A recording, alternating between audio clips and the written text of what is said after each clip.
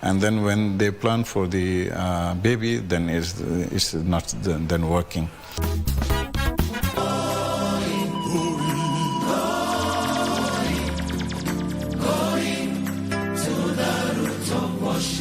Thanks to you, D, for always believing in me and supporting me. And today we are going to look on the reality of working together as a family.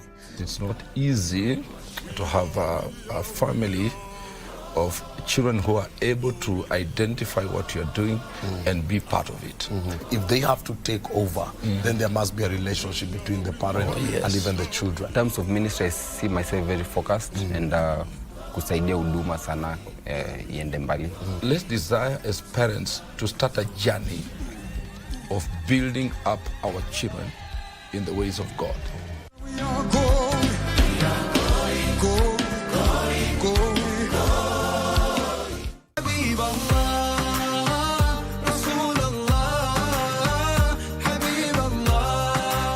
Kwa nini familia inapewa uzito mkubwa katika Uislamu? Katika mafundisho ya Kiislamu, familia ni zawadi kutoka kwa Mwenyezi Mungu. Akitueleza kuhusiana na umuhimu wa kuhifadhiana siri. Ima yamefanyika mchana au usiku, yaliyozungumzwa mchana au usiku, lakini yakawa yamekusudiwa kuwa ni siri. Mwenyezi Mungu Subhanahu wa Ta'ala aweze kwenda kutuhifadhia mambo yetu na kwenda kuyanyoosha katika maisha yetu inshallah.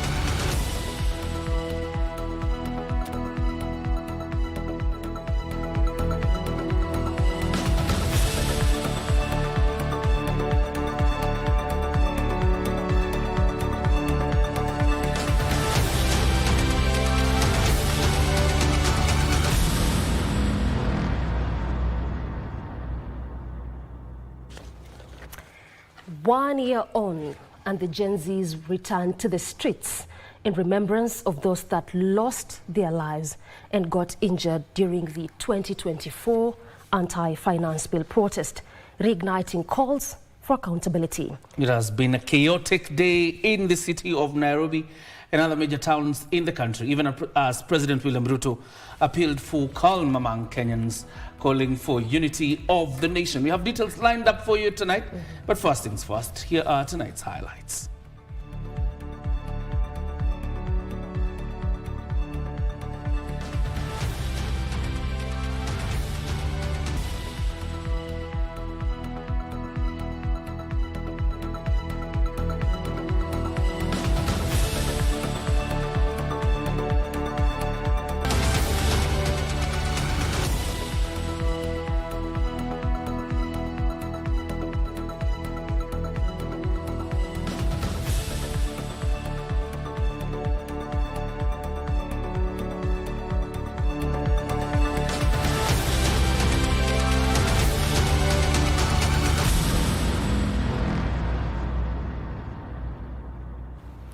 Thank you so much for choosing KBC Channel 1 to inform you tonight. This is Prime Edition.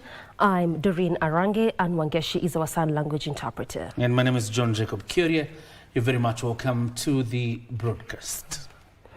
And our President William Ruto has called for unity in the country amidst protest in parts of the country on Wednesday. The President called on demonstrators to uphold the rule of law, warning that violent protests risk destabilizing the nation. His calls for peaceful protest were backed by ODM leader Raila Odinga, who urged protesters to exercise restraint, calling for the enactment of laws to ensure peaceful protests. President William Ruto and the former Prime Minister Raila Odinga were in Kilifi County for the burial ceremony of the father of Kilifi Governor Gideon Mung'aro.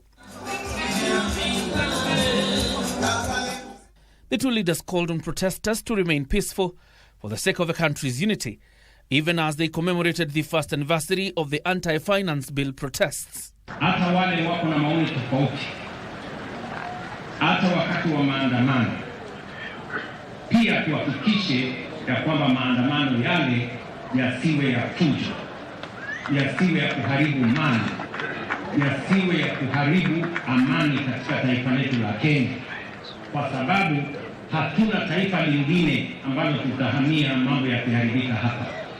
Tunataka Kenya moja. Aka tukuna tofauti ya kisiasa, ya kisera, hiyo ni sawa. Tuwe na tofauti ya kisera. Lakini ikifika mambo ya kujenga taifa la Kenya, tuwe kama kitu kimoja. The president, while welcoming political competition, cautioned political actors against destabilizing the country, hailing his unity pact with the ODM leader. Kwa sababu ya muhimu ni taifa letu la Kenya. Ndio tuweze sio kuendesha siasa siku baada ya nyingine, wiki baada ya nyingine, mwezi baada ya mwingine, mwaka baada ya mwingine. Lakini tuchangie sehemu kubwa ya maendeleo ya taifa letu la Kenya. Uchaguzi ni jambo la siku moja. Maendeleo ni mambo ya kila siku. Mambo ya 2027 inakuja. Lakini tuko 2025. Hatuwezi kufanya campaign kwa miaka mitano kila mara kwa mara. Tukifanya namna hiyo, nchi haiwezi kuendelea mbele. Mpaka tuwe wakati ambaye kuna amani. Kama uchaguzi imekwisha, imekwisha. Tunarudi. Tunangoja mpaka tena uchaguzi mwingine ikuje.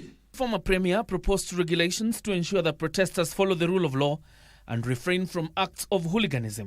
This even as he called for compensation for victims of last year's anti-finance bill demos and protests organized by the Azimio coalition in 2023. Lakini wanakwenda wanawambia polisi, tutafanya maandamano, wanakubaliana polisi, maandamano itatoka hapa mpaka pale. Kutoka sahihi hadi sahihi. Ikikwisha pale, wanatoa matamshi yao pale, alafu wanatoka. Hiyo ndio maandamano ambayo inakuwa ya amani. Tunataka tuweke sheria ili maandamano isilete shida.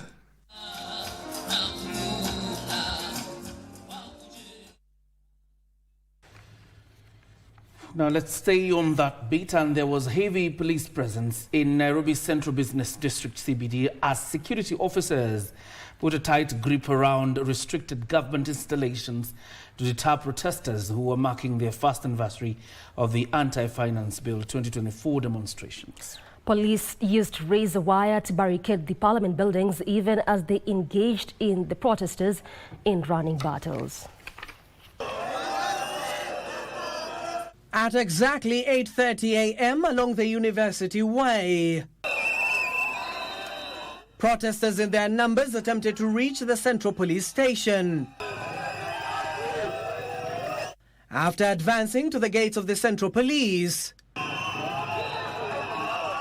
police moved in, lobbing tear gas canisters into the surging crowd.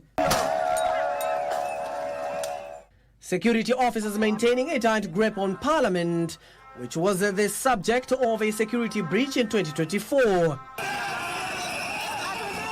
Protesters were met with tear gas canisters, rubber bullets and whips as police tried to stop them from advancing towards government buildings.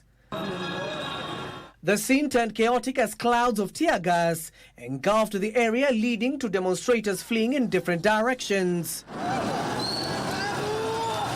At the heart of the confrontation, some protesters retaliated by hurling stones on the security officers. Several demonstrators and police officers sustained injuries in the confrontations. Former Chief Justice David Maraga was among the protesters, and he was not spared either. Maraga was marching with some of the family members who lost their loved ones during last year's protest. Excitement is not violence. They were doing nothing that you can call violence. Yeah? So it is extremely unfortunate that the police cannot see that. Na pia tulikubaliana, tulienda Central Police Station, tulikuwa na OCPD Mr. Carl, tulikubaliana wakasema watatulinda kama wazazi na watakuwa na sisi na watamake sure hakuna kitu tafanyika. No more businesses virtually deserted the city, which turned into a playground for the protesters who, for the better part of Wednesday, engaged security officers in a game of cat and mouse. Kama mzazi pia sisi turoke, we support our youth. We are here to fight for our rights. We are here to mourn for the losses of life for brothers. So tunashindwa hata tunaona sasa tunakimbizwa na polisi. And I think we are able to express ourselves, and that's why we are out here to express ourselves peacefully. Sina silaha. Ile silaha ambayo niko nayo ni hii na ile iko hapa. Abdiaz for Prime Edition. Business premises in Nairobi remain closed for the better part of the day. Protesters engaged police in running battles for the better part of the day as they marked the first anniversary of that anti-finance bill that is in the year 2024. Last year, the protest that rocked the anti-finance bill. Volunteer doctors attended to those who sustained minor injuries during the protest. Giverson Minor was there. He tells us more.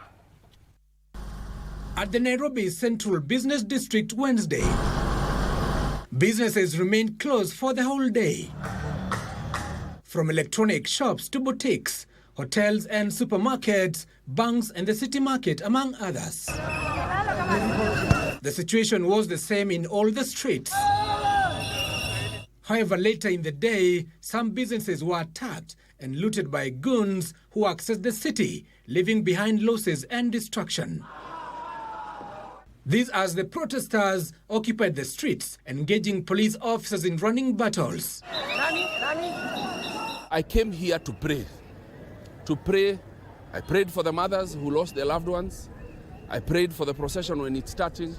And I pray that God will forgive us for all the innocent blood that has been shed on this country. May God have mercy on us. In his wrath, may he remember mercy. In Jesus' name. The protest that started peacefully resulted in injuries. At Kigali Street, a medical camp was set up by volunteer doctors to treat those who were injured.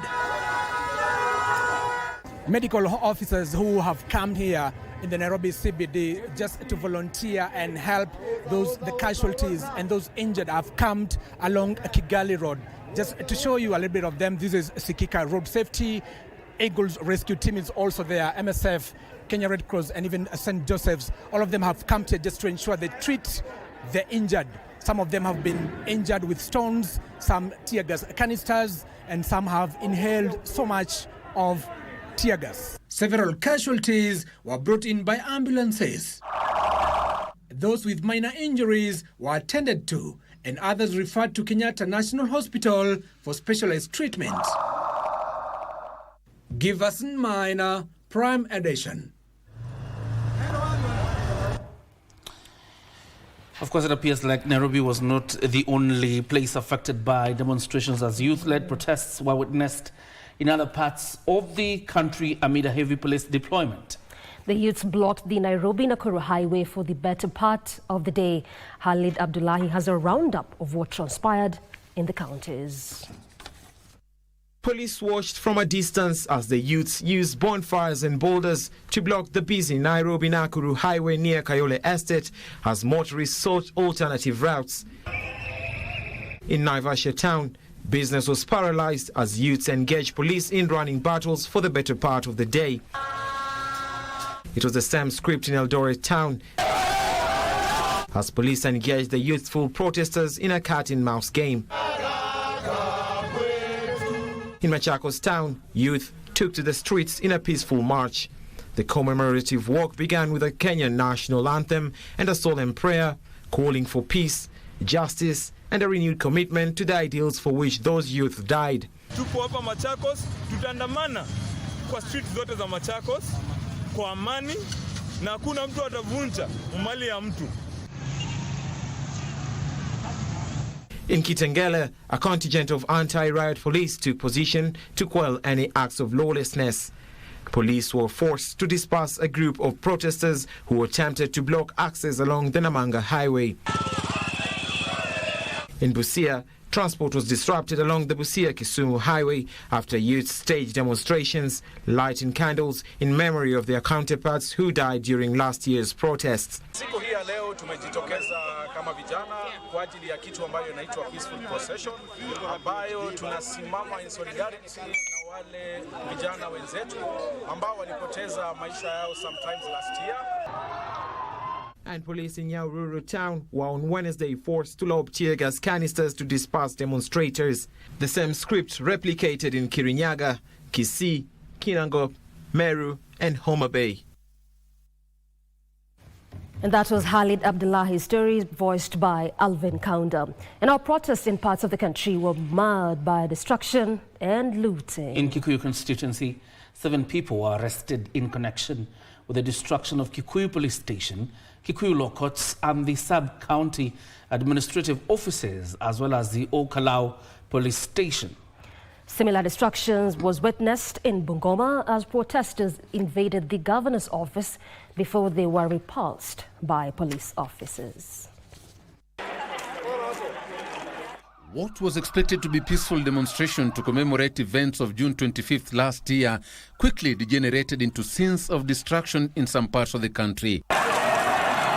In Kikuyu town, this was the situation as protesters marched through the streets chanting slogans, waving placards and demanding reforms and accountability.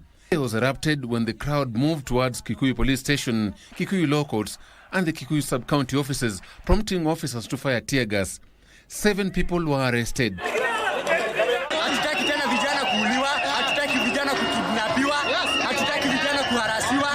Tuko na freedom of demonstration, tuko na freedom ya kuongea, tuko na freedom ya kupost. In Bungoma town, protesters invaded the governor's office, leaving a trail of destruction. In Meru, protesters invaded a local supermarket, looting property. In Olkalau, protests turned ugly after one person was shot. The protesters marched to Olkalau police station demanding justice. During the melee, 2 people were injured and were rushed to Nyahururu County Referral Hospital. Tumeweza kujitoa ili tuweze kutetea waliokufa, vijana wetu wenzetu ambao waliuawa last year. Ni siku kama ya leo ndio tumekuja kuwakilisha na ili tukue tukirepresent wale watu ambao walipigania justice, ambao walipigania haki, ambao walipigania rights zetu kama Wakenya wenzetu. In Kakamega County, police were forced to push back hooligans who invaded the protest, leading to destruction and damage to vehicles. Hatujakuja kuharibu biashara ya mtu, hatujakuja kuibia mtu, hatujakuja kupiga mtu. Tumekuja hapa tufanye maandamano yetu ya amani, tulie wale watu wetu vijana wenye tuliwapoteza na wamama, tuwakishe candles na tuende nyumbani. Joseph Ohungu for Prime Edition. And that story by Joseph Ohungu takes us to a very fast breather. On Prime Edition, don't go too far, we're coming back with more news.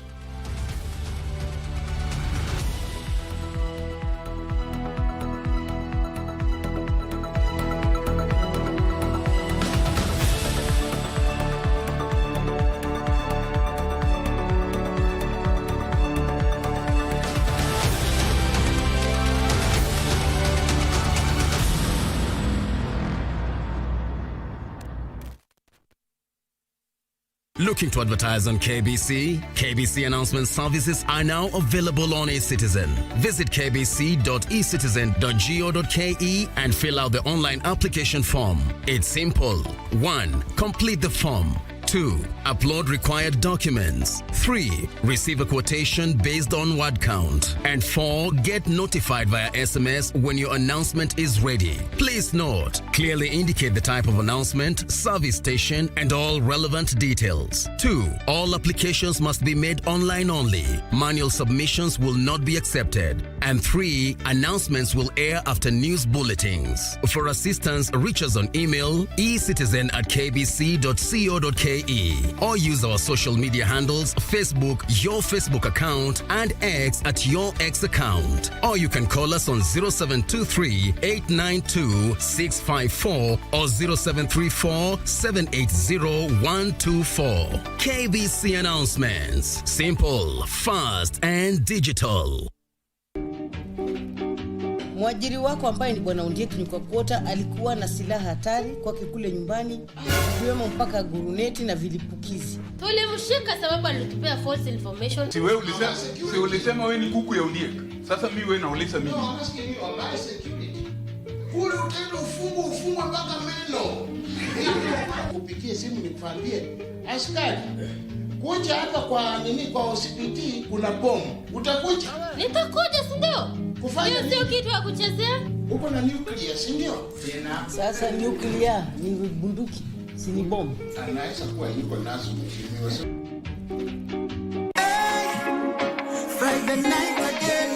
Greetings in the name of the Most High, Jah Rastafari. My good name is Marley Moses, the positive warrior, alongside... Yes, sir, DJ D-Rage, the baddest. Each and every Wednesday from 10 p.m. on KBC Channel 1 TV.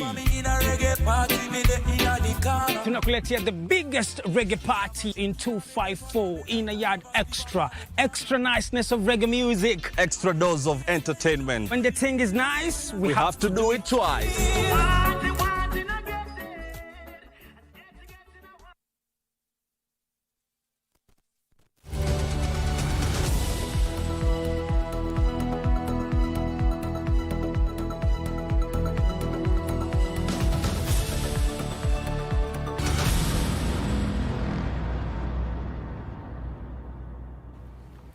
Welcome back. We continue to inform you and now a look at how Mombasa County was, where business was paralyzed for the better part in the coastal city of Mombasa after residents joined the Gen Z anniversary protests. Calls for the government to compensate families of victims resonated among those who took part in the protests. What started as a peaceful protest, however, turned chaotic, with protesters engaging police in running battles. And Boru has that report. At 6 a.m., protesters converged for a church service at the SCK Cathedral Church. 8 a.m., they began their walk to Uhuru Gardens, where they all assembled, lit candles in commemoration of those who lost their lives, and immediately began their peaceful procession. The procession snaked through Mwembe Tayari, Sabasaba, Buxton, Bondeni, Central Business District. It is at the Fontanella roundabout that the protesters, led by activists, insisted on handing their petition to the county commissioner, whose office is along State House Road. Amid the commotion, a group of looters headed the opposite direction along Moi Avenue, forcing business owners to quickly close their shops. The protesters, however, managed to access State House Road as a contingent of heavily armed police officers kept vigil.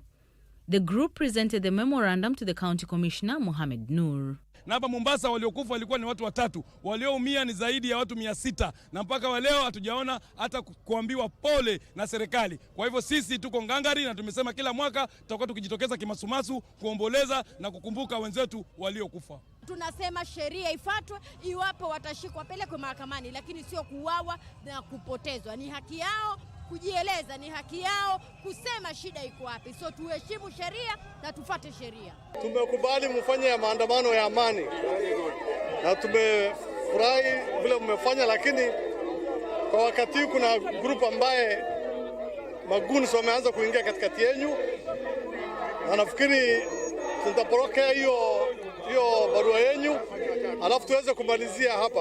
It is here where the youths insisted on going to the Mombasa State House, with the police standing its ground. A running battle ensued between the police and the protesters. But an afternoon heavy downpour, however, cooled the situation. For Prime Edition from Mombasa County, I am Ann Boru. And ahead of a protest, the Interior Cabinet Secretary, that is Kipchumba Murkomen, Wednesday morning made a tour of the Nairobi Central Business District. And we'll be telling you about that shortly. But before that, a number of broadcast outlets had their signals switched off after defying a directive from the Communications Authority of Kenya, CAK, to cease live coverage of ongoing protests across the country.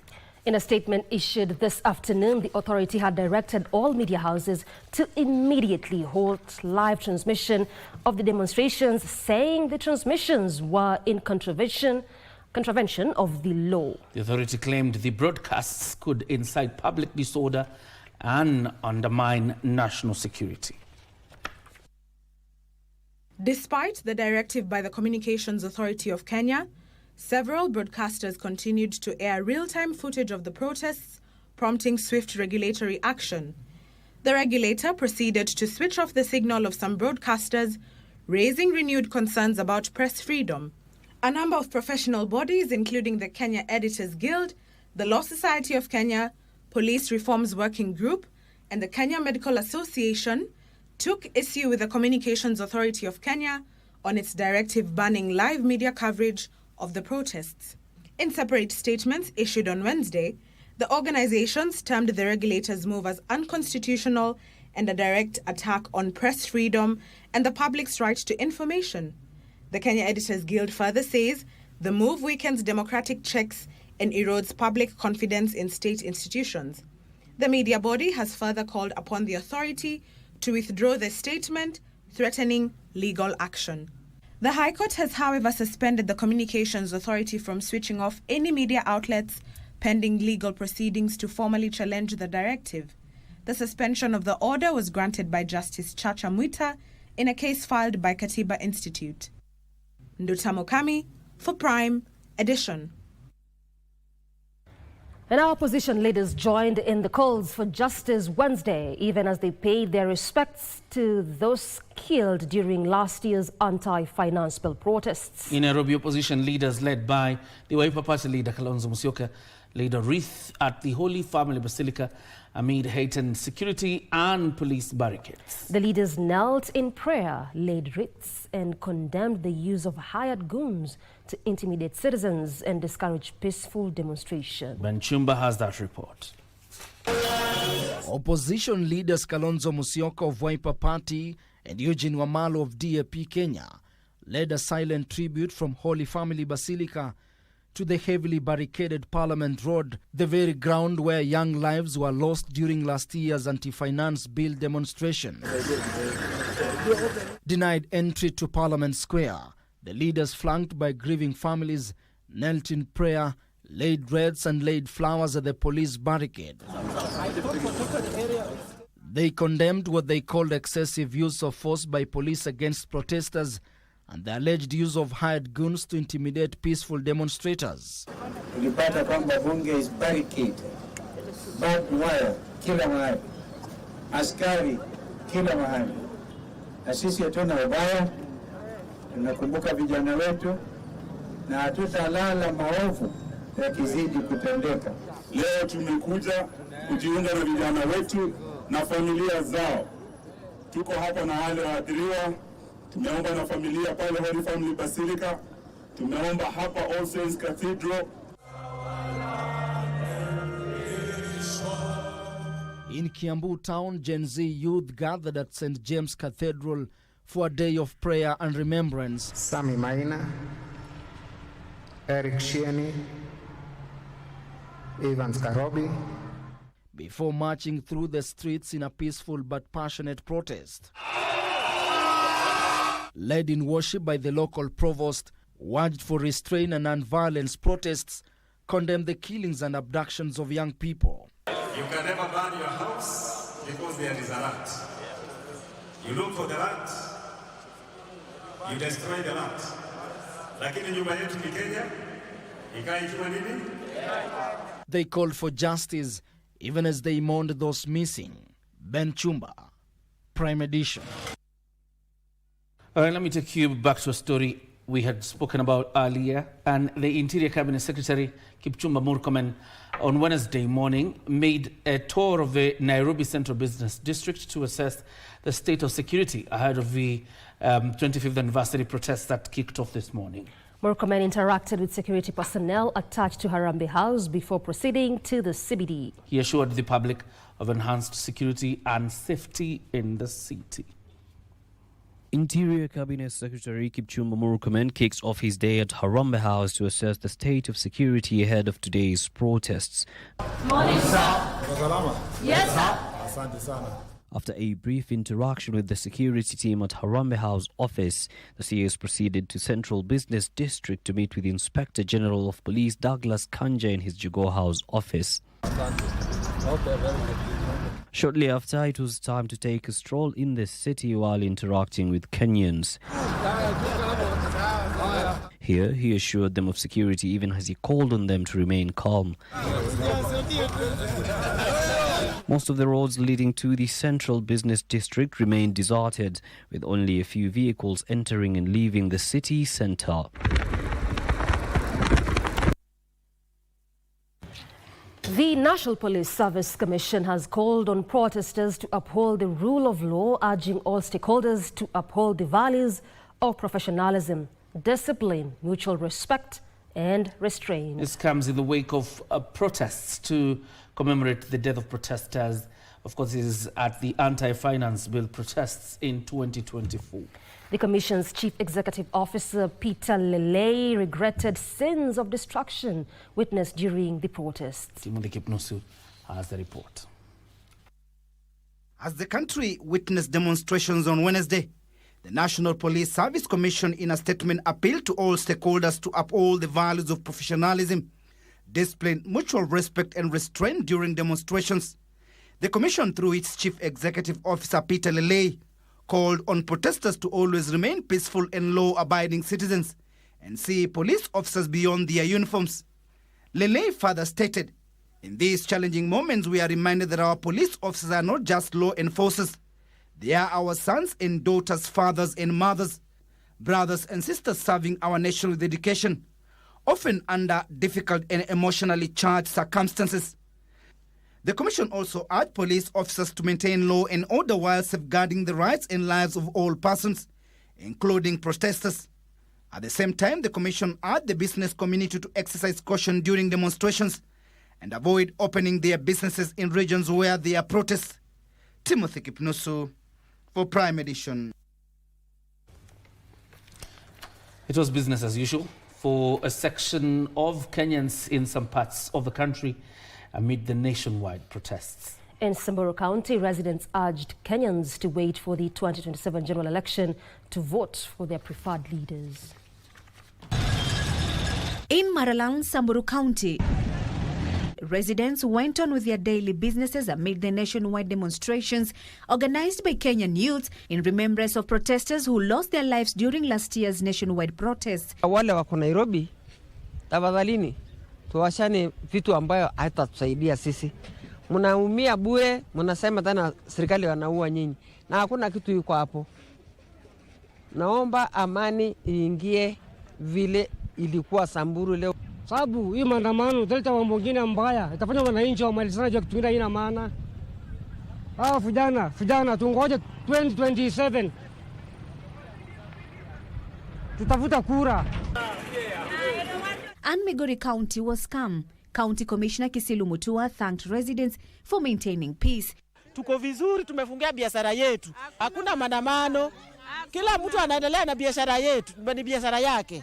Na amani ndio tunataka hapa Migori. Together with Bunge la Wananchi and other concerned citizens, we are here in town to ensure that there is order, shops are opened, and no property is going to be destroyed today. And we are very grateful even to the Wananchi. And even when they were allowed to do so peacefully, they have chosen to stay away. It was calm and business as usual during the morning hours in Murang'a town and its environments, where businesses were running normally apart from long-distance PSVs that remained grounded. All the matatus remained parked, with the operators crying foul over a lack of business for fear of the unknown in the city. Asubuhi hatujafanya kazi. Tuliingia asubuhi, hakuna kazi. Kunakaa weekend, kunakaa holiday. Hakuna watu wako kwa nyumba wanakopea hii hali ya maandamano. Kama Nairobi hatuendi kwa sababu ya maandamano, ile place tunaenda saa hii ni Thika na hata ngari haziendi venye zinaenda. However, the situation changed as the clock ticked towards the afternoon. Kasichana Masha, Prime Edition. Yeah, you're right. All right, and Tour Operators Society of Kenya says destroying Nairobi National Park will wipe out Kenya's competitive edge, leading to massive job losses and reduce the country's standing in global conservation. This follows ongoing debate on whether to relocate the park to pave the way for human development. Nairobi National Park is the only national park in the city in the world and one of the most popular national parks in Kenya. Nairobi National Park, the oldest in the country and a global conservation landmark, is now at the center of a heated debate: development versus environmental protection. The Tour Operators Society of Kenya, TOSC, has strongly condemned Atuoli's proposal, terming it economically destructive and ecologically suicidal. Now, the society says the park, located less than 30 minutes from Nairobi's CBD, is a vital anchor for the tourism sector, contributing over 450 billion shillings in revenue. In a statement, the Society's chair, Daniel Mbogwa, has warned that the closure of the park would trigger mass unemployment across the tourism value chain, collapse Nairobi's appeal as a MICE destination, lead to the loss of biodiversity with over 400 bird species and 100 mammal species at risks, while causing irreversible environmental damage, including rising urban heat and air pollution. Experts also warn that relocating wildlife to already strained Masai Mara ecosystem could result in ecological collapse and high mortality rates among translocated animals. The society is now calling on President William Ruto and Tourism Cabinet Secretary Rebecca Miano to reject the proposal and enact legislation to permanently protect the park from political interference. Wairi Mujenga for Prime Edition. And now Family Bank shareholders have approved a dividend payout of 0.86 shillings per share for the 2024 financial year. Family Bank Chairman Lazarus Mwema says 1.1 billion shillings has been set aside for the dividend payout, representing a 53% increased dividend payout from 2023. Equity Group Holdings' 21st Annual General Meeting saw shareholders approve a dividend payout of 16 billion shillings, translating to 4 shillings and 25 cents per share. The dividend is payable on or about 30th June 2025 to shareholders on the register as of the close of business on 23rd May 2025. The AGM also saw the successful election of several new directors. Equity Group announced that it has received approval to establish a representative office in the United Arab Emirates, subject to regulatory approvals. Shareholders, we recognize Kenya has signed a trade pact or a trade agreement with UAE, and we want to operationalize this agreement for our customers. Elsewhere, Family Bank shareholders approved 1.1 billion shillings dividend payout, translating to 85 cents per share for the 2024 financial year. The dividends represent a 53% increase from the 2023 payout, when shareholders approved a distribution of 723 million shillings. Family Bank Chairman Lazarus Mwema says this year's payout follows a 38% surge in profit after tax, which closed at 3.4 billion shillings for the year ended 2024. Family Bank CEO Nasin Jau stated that the bank is committed to strengthening its position in the market through strong emphasis on innovation, digital transformation, customer centricity, data-driven decision-making, and sustainable growth. Benson Rioba reporting for Prime Edition.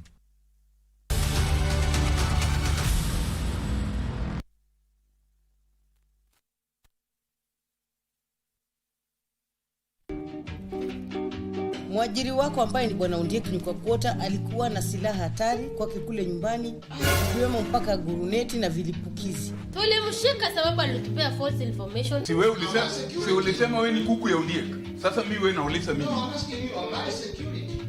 Kule utaenda ufungwe mpaka meno. Kupigie simu nikwambie, askari, kuja hapa kwa hospitali kuna bomu. Utakuja? Nitakuja, si ndio? Kufanya sio kitu ya kuchezea. Uko na nuclear, si ndio? Sasa nuclear ni bunduki, si ni bomu. Anaweza kuwa yuko nazo mheshimiwa.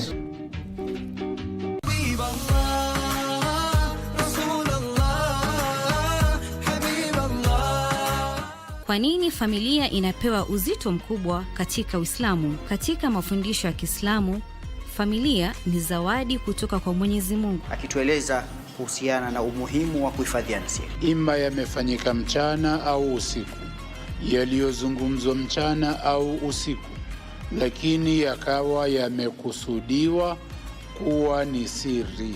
Mwenyezi Mungu Subhanahu wa Ta'ala aweze kwenda kutuhifadhia mambo yetu na kwenda kuyanyoosha katika maisha yetu inshallah.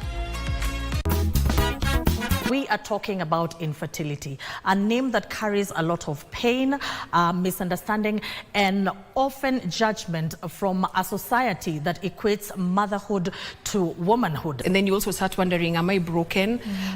Is there something wrong with me? Am I not a woman enough? Yes. Am I, like you start owning the blame and the shame. Anatomical factors like the varicocele. Varicocele can happen with the time. The men are fertile in their 20s or early 30s, but after the varicocele, it can affect the sperm productions. It would be so devastating. Like there are times I have cried in the bathroom, there are times I have cried in the shower, there are times I've cried on the bathroom floor, just wondering, God, like what is this? Like why would this be happening to me? At least go to the screening about fertility screening, exactly. Whether they are having a problem or not. Otherwise they will keep on hoping and trying or delaying for social reason or for any career reason, and then when they plan for the baby, then it's not then working.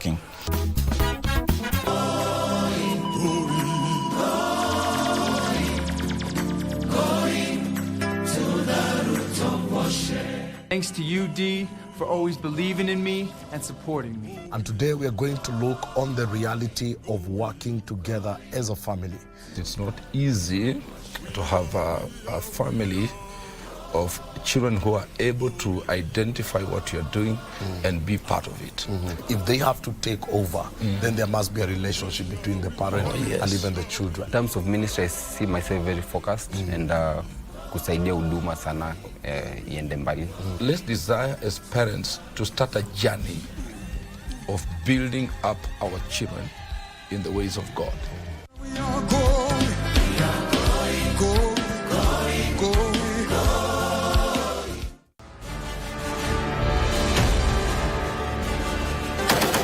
The men and women in boats, they are commanded to defend and protect the sovereignty and territorial integrity of the Republic of Kenya.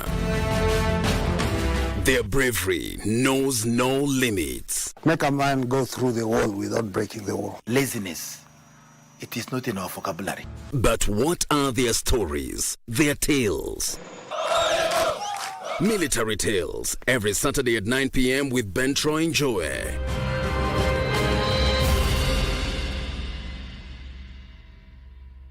I never heard the music so sweet. I repeat.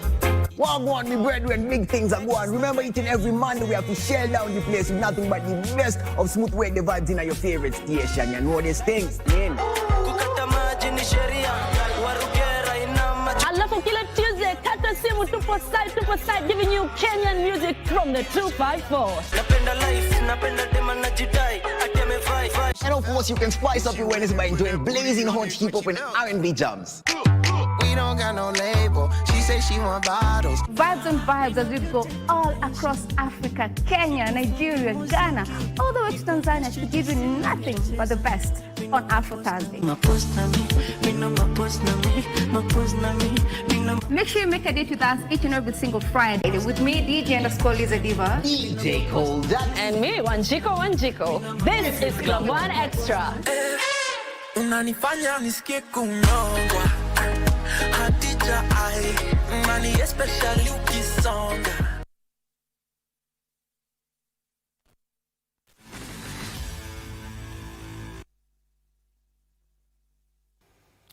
A very good evening to you. My name is Daniel Wahome and welcome to Prime Edition Sport. Now, 18-year-old Fanuel Koech broke away from a quality field at the World Continental Tour Gold meeting in Strava in the Czech Republic to set a meeting record of 3 minutes 29.05 seconds in the 1,500 meters last night.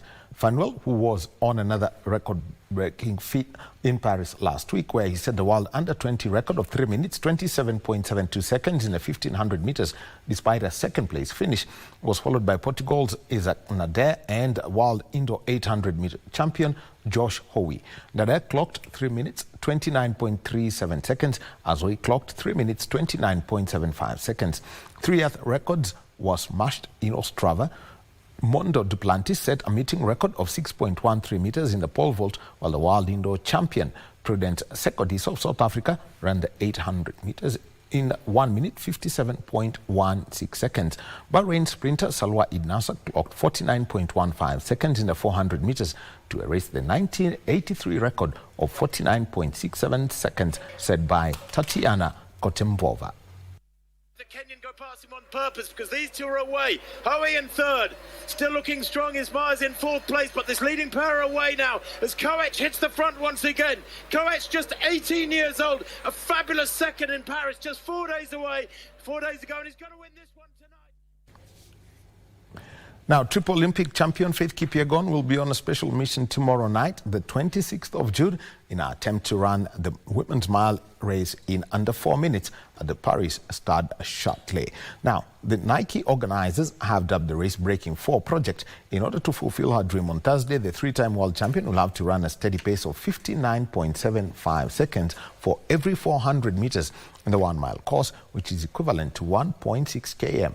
During her effort, the 31-year-old will be helped by male pace setters, and she will have carbon-plated spikes, an aerodynamic skin suit, and laser lights on the track. Kipyegon will be aiming to break her current world best of 4 minutes, 7.64 seconds, which she set in Monaco in 2023 by about 7 seconds. The three-time Olympic champion is also the world record holder in the 1,500 meters with a time of 3 minutes, 49.04 seconds. Record was not to be denied. The crowning moment of a glittering career. But we've never, ever seen anything like that. Faith Kipyegon has just destroyed a world-class field. And as she wound it up, as history beckoned, a Kenyan captain leading by example. Now, the Kenyan men's and women's beach volleyball teams were off to a good start in the CAVB Senior Continental Cup in Marseille, Morocco. Brian Melly and Wilson Waibai beat the Burundian pair of Ishimwe and Ndayisaba in straight sets of 21-14 and 21-15 in Pool A, where they also drawn against Morocco. The second Kenyan pair of Elfas Makuto and Jairus Kipkosgei were, however, beaten by the same margin by Nigeria in a tough Group G that also has Ghana. In the women's category, the Kenya women's beach volleyball pair of Masi Minza and Veronica Odhiambo overcame another Burundian pair of Buntubui Nana and Igiraneza in straight sets of 21-14 and 21-14 before their next Pool B match against Nigeria. The experienced Gaudensia Makoha and Charlene Marwa were drawn in Pool D, where they're scheduled to face another Nigerian pair and Mauritius. The CAVB Beach Championship is a qualifier for the FIVB Beach Volleyball World Championship, slated for November in Australia.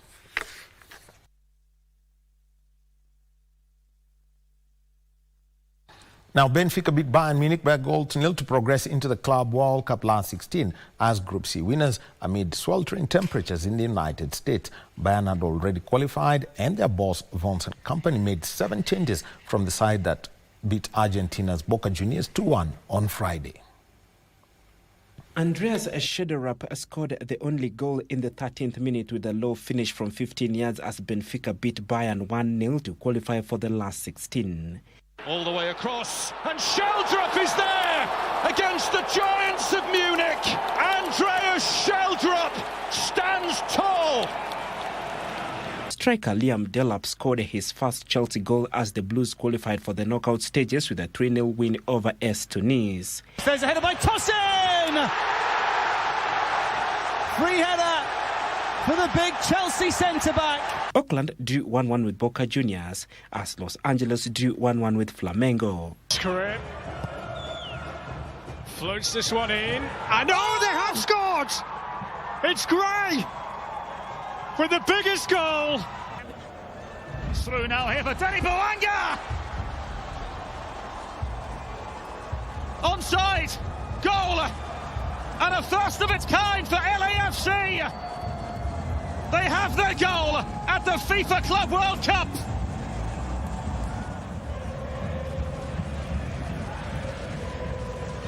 Jorginho through. It's Wallace Yan in behind. Instant response.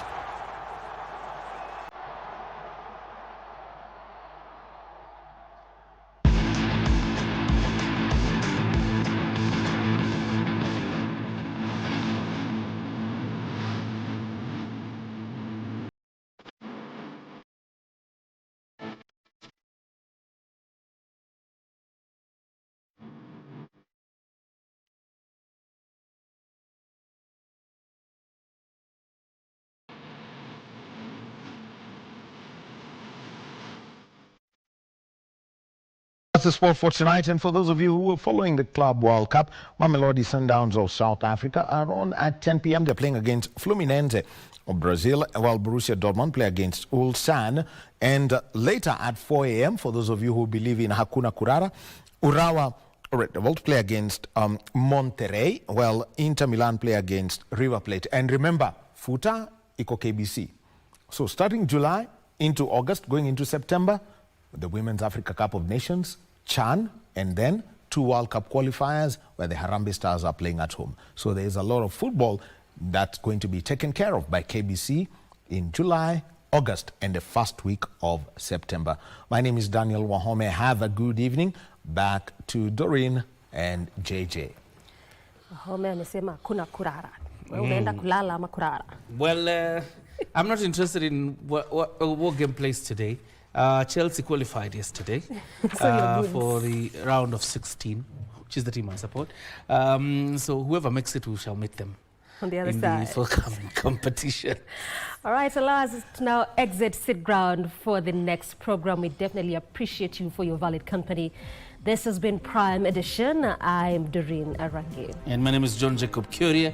Thank you for giving us company. And of course, see you around. God bless. Good night.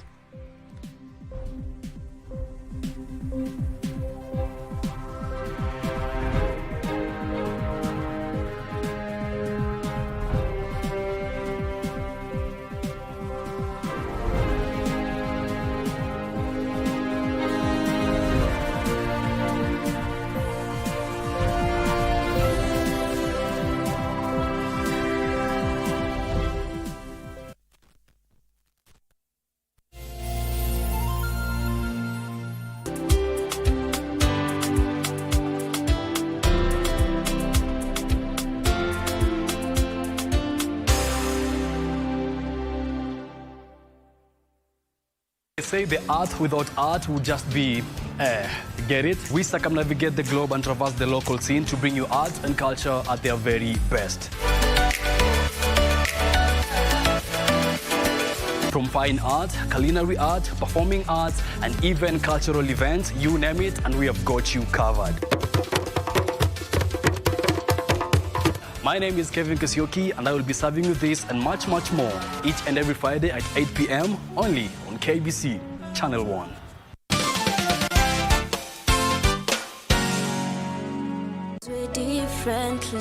There is a market side of disability and assistive technology, and there are many businesses that can be created and that can provide sustainable market-driven solutions to support what everybody else is already trying to do, including the non-profits who are doing charitable work. Assistive devices empower individuals to navigate the world with independence and confidence. By the coming of Orbit, it has helped even our performance.